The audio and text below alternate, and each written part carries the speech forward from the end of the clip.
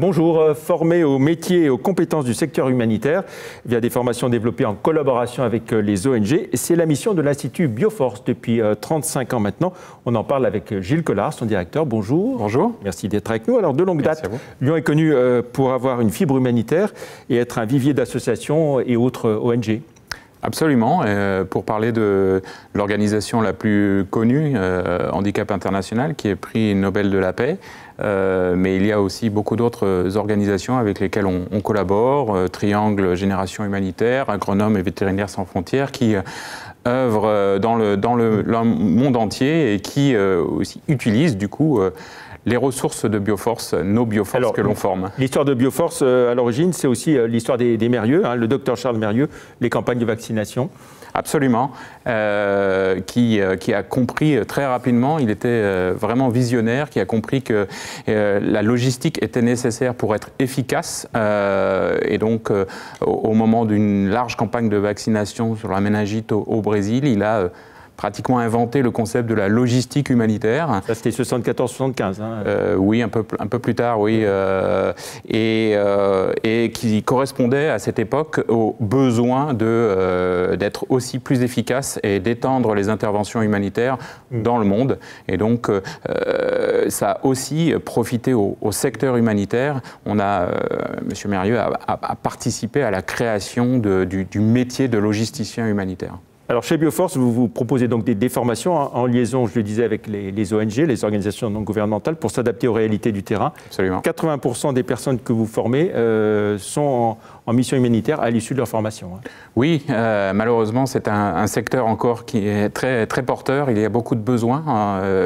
Et j'allais dire, aujourd'hui, c'est la principale limite à l'action. C'est le manque de personnel formé et qualifié pour être efficace partout dans le monde. Voilà. Alors, ce qu'il faut dire, c'est que vous vous adressez aussi bien aux bacheliers qu'aux jeunes diplômés ou aux salariés en reconversion. Oui, parce que ça suscite des vocations pour les jeunes et c'est tant mieux. Et on essaye de concilier, concilier cet engagement avec la professionnalisation, parce que c'est un métier. Devenir humanitaire, ça s'apprend. Et donc, voilà, notre rôle, c'est aussi de concilier cette vocation, cet engagement avec l'apprentissage d'un métier, de techniques particulières pour être réellement efficace. Alors, dans quelques jours, le samedi 16 mars, journée porte ouverte au siège de Bioforce à Vénissieux. L'idée, c'est de montrer vos différents métiers humanitaires. Les différentes formations, effectivement, et donc les différents métiers auxquels on forme, ici à Vénissieux, mais aussi à Dakar. Nous avons un autre centre de formation à Dakar.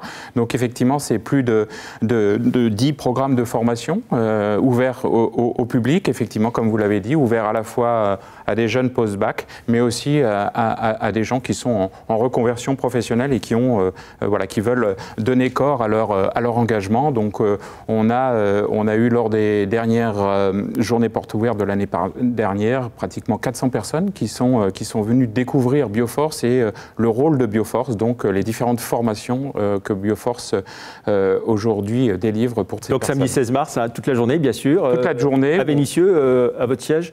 À notre siège, où toute notre équipe se mobilisera pour justement faire découvrir à la fois notre centre de formation, les différentes formations, mais aussi le secteur de l'humanitaire, vraiment comprendre ce qu'est le secteur de l'humanitaire, l'engagement et la professionnalisation du secteur. Donc on y découvre les différents métiers du secteur, les différentes pratiques aussi, donc avec des animations un petit peu, j'allais dire, pratiques, comment traiter de l'eau ou comment réparer un 4x4. Donc voilà, on essaye d'être plus opérationnel. Absolument. Des démonstrations techniques et matérielles aussi, c'est ça? Tout à fait, parce que ça correspond à la valeur ajoutée de Bioforce. Nos formations sont très axées sur l'opérationnel, sur la pratique. C'est ce qui nous distingue des formations universitaires classiques. La valeur ajoutée de Bioforce, c'est d'être opérationnel et d'apprendre à la fois la théorie, mais aussi la pratique. L'humanitaire, ça attire toujours des jeunes ou est-ce que c'est plus compliqué aujourd'hui de recruter ?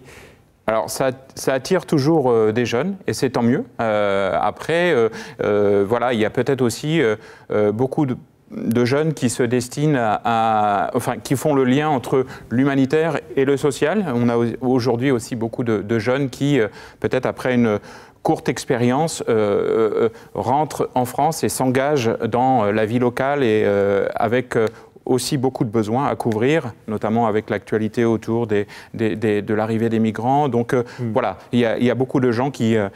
Et des opportunités dans le cadre du service civil, civique?